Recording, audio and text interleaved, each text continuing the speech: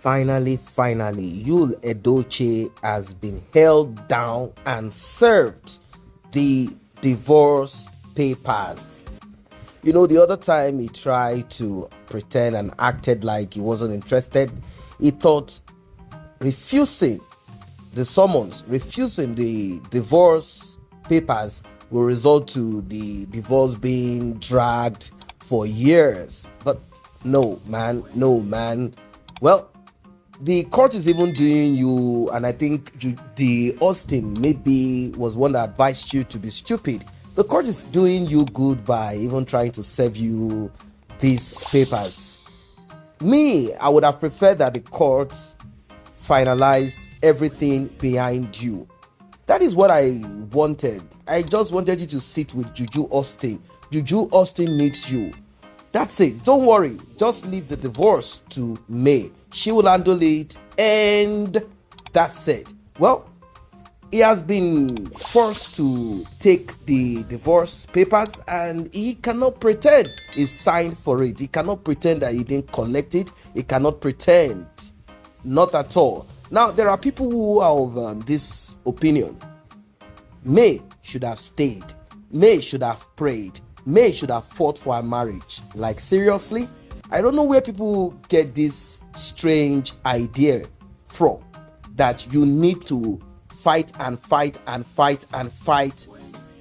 for your marriage, fight in your marriage to hold on to it. I don't know where people get this idea. I do understand that there are certain times that you need to do some sacrifices. You need to go on your knees. You need to engage in spiritual warfare and psychological assistance, and even the worst case scenario, some call family meetings. You know what I mean? In Africa, maybe in the West they do that also, but not in that larger form, complex like that.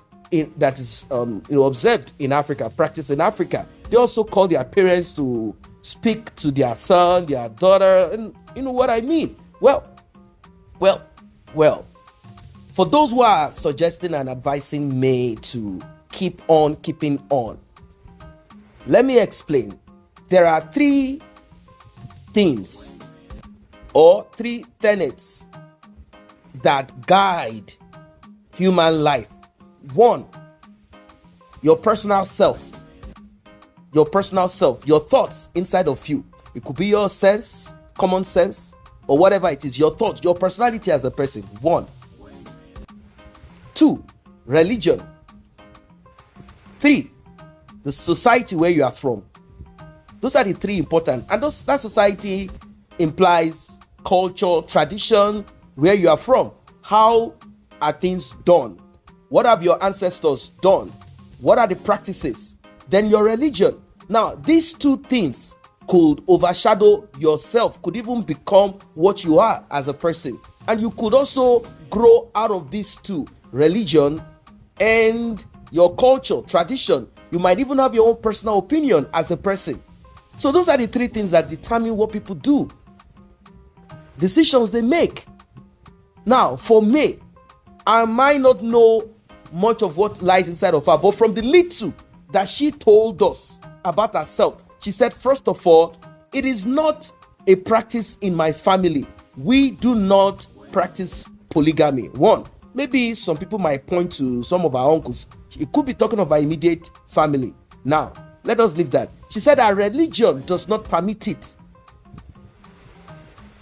Do you understand? So, for those who are suggesting and advising her to go on her knees and pray and do this and do that, I don't know. Maybe you are doing that for your marriage. You are praying, you're on your knees and saying, oh God, bring back my husband from the strange woman. Oh God, do this and that. That could be your own pathway. It is not everybody that will go on their knees to pray for a marriage that is written clearly in the scriptures of the Christian, Roman Catholic. I believe that is what Judaism is. And they say marriage is honorable with the bed undefiled. Once the bed is defiled, the marriage is no longer honorable. And moreover, some might want to argue this. Once you issue a bill of divorce, to your wife. Well, some doctrine or interpretations might say you cannot get married again. You have to stay like that till your spouse die. If you are of such belief, that is your pathway. If you are not of such belief, then focus on your own. It's as simple as that. There are some religion that permits polygamy. There are some culture that permit polygamy. In fact, if you look at the practices in the Old Testament and you go to the Jewish tradition, you go to the Arab tradition, which are both traditions that are ancient, that we know that practices polygamy. Well, if you want to, no problem. And I've always said that the polygamous nature or choice of an individual is not what I want to talk about. And in the case of you, Edochie, it is not what I am bothered about. I am not bothered about you, Edochie, choosing to be a polygamist. No, we cannot fight that. We cannot fight him on that. We cannot quarrel on that. We cannot. No. We can't. I've always reiterated. It is the way, manner, process that you, Edochie, went about it that matters. That is the bone of contention. In fact, that is the problem. This guy went into it and started ranting and misbehaving as if he took permission or he already had such discussion with his wife, spouse, ex-wife now anyway, that look, I am polygamous, my ancestors are polygamous, or I like to be a polygamous person. One way or the other, if you had discussed this with your girlfriend, fiancé, and she decides to get into it, if such thing happens, then she cannot blame you. She cannot come online. She cannot lay a curse on you and anything will happen. She cannot do nothing because she knows that you have said, this is my pathway. There is a possibility of this happening along the way. And if it does happen, that is it.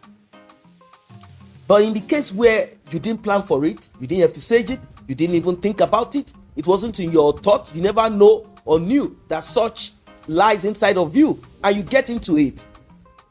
Well, courtesy demands.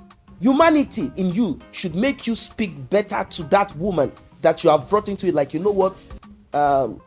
I know we didn't discuss this at the beginning that this is going to happen, but nevertheless, this and that. Even if she doesn't want to marry you again, even if she wants to divorce you and all of that, at least you have said your own, and you won't come out on social media ranting like a fool, talking and acting like you have like debris are inside of your brain.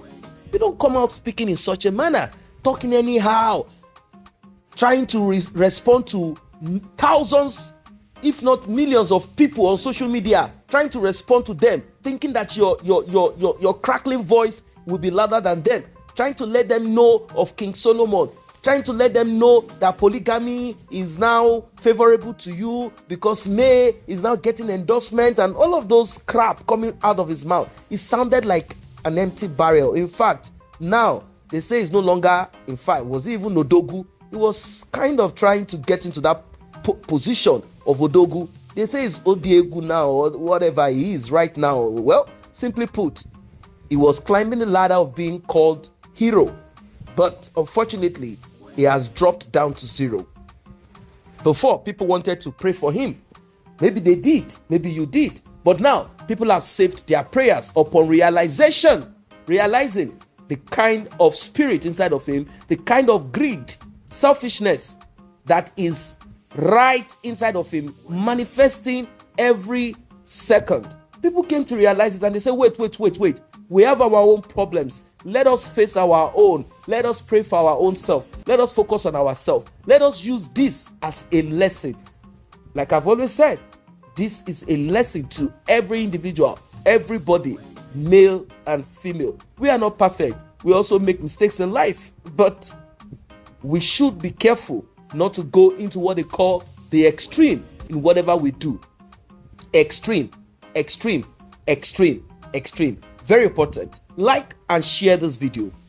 Tap on the subscription button if you have not joined us. Turn on the notification bell. Very important. Use the thanks button to encourage us to do more. See you in the next update.